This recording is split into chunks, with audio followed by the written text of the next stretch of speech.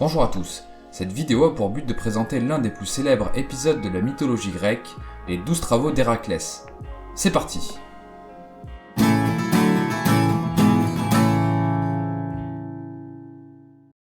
Héraclès, aussi appelé Hercule dans la mythologie romaine, est le fils de Zeus et d'Alcmène. Il est l'un des héros les plus vénérés de la Grèce antique. La mythologie grecque lui prête un très grand nombre d'aventures, dont les plus célèbres de ses exploits sont les 12 travaux. L'épopée débute après qu'Héraclès ait tué sa femme Mégara et ses fils d'un coup de folie. Il consulta une prophétesse, la Pythie, pour savoir comment expier sa faute. Elle exigea qu'il se mette au service de son ennemi, Eurysthée. Ce dernier lui ordonna à son tour d'accomplir plusieurs tâches, 12 travaux. La première tâche consista à vaincre le lion de Némée qui terrorisait les habitants de la région du même nom. Héraclès parvint à terrasser la bête en l'étouffant et ramena sa dépouille auprès d'Eurysthée. La seconde tâche fut de tuer l'hydre de Lerne. Hercule se rendit dans le marais de Lerne pour affronter le monstre, un serpent d'eau à plusieurs têtes. Il ne réussit à le vaincre qu'avec l'aide d'un de ses plus fidèles compagnons, Loloas. Pour la troisième tâche, Héraclès dut capturer la biche de Cérynie. La créature aux cornes d'or était réputée pour sa vitesse extraordinaire. Le héros la poursuivit pendant 1 an jusqu'à ce qu'elle s'épuise. Il put alors l'immobiliser en lui décochant une flèche entre l'os et le tendon de la patte. Il chargea l'animal sur ses épaules et revint chez Eurysthée pour la 4e tâche. Ramener vivant l'énorme sanglier d'Érymanthe. Héraclès pourchassa la bête gigantesque durant l'hiver. Après l'avoir fait sortir de sa tanière grâce à des cris, il la coursa à travers la montagne. Harcelé et épuisé, le sanglier tomba dans un trou creusé par Héraclès pour le piéger. Le héros put ainsi maîtriser et enchaîner la bête. La 5e tâche consista à nettoyer les écuries d'Augias. Augias, le souverain du royaume de l'Élide, possédait de gigantesques écuries pour ses animaux qui n'avaient jamais été nettoyés.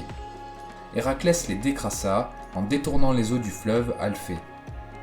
Une fois les écuries propres, il détruisit les dérivations construites et laissa le soleil sécher les bâtiments. Pour la 6e tâche, le héros dut tuer les oiseaux du lac Stymphale aux plumes d'airain. Après les avoir débusqués, Héraclès essaya de les tuer avec des flèches, mais il n'y parvint pas car ils étaient trop nombreux. Il prit alors son épée et la frappa contre son bouclier pour faire fuir les oiseaux.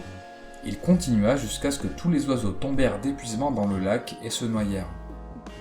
La 7e tâche consista à dompter le taureau crétois de Minos. Cette créature, offerte par Poséidon pour être sacrifiée, fut épargnée par le roi Minos. Poséidon se vengea en rendant le taureau furieux et en lui laissant dévaster les terres de Crète.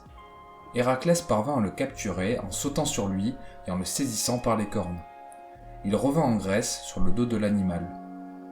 Pour la 8e tâche, il dut capturer les cavales de Diomède. Les cavales sont des juments carnivores dont le roi de Thrace, Diomède, nourrissait avec la chair de ses hôtes. Selon une version de la légende, Héraclès assomma le roi et jeta son corps aux cavales. Elles devinrent alors dociles et Héraclès put les mener à Eurysthée. La 9e tâche consista à rapporter la ceinture d'Hippolyte. Hippolyte était la reine des Amazones. Selon une des versions du mythe, alors qu'Héraclès allait s'emparer de la ceinture, la déesse Héra sema la panique, le héros tua Hippolyte et il s'en alla avec la ceinture. Pour la 10e tâche, il dut vaincre le géant Gérion et voler son troupeau de bœufs. Après avoir tué Orthos le chien à 2 têtes de Gérion d'un seul coup de massue, Héraclès combattit le géant à 3 têtes. Il le tua grâce à une flèche empoisonnée avec le venin de l'hydre. Il déroba ensuite ses bœufs et les ramena à Eurysthée. Pour la 11e tâche, il dut rapporter les pommes d'or du jardin des Hespérides. Les fruits du verger étaient gardés par Ladon, un dragon à 100 têtes.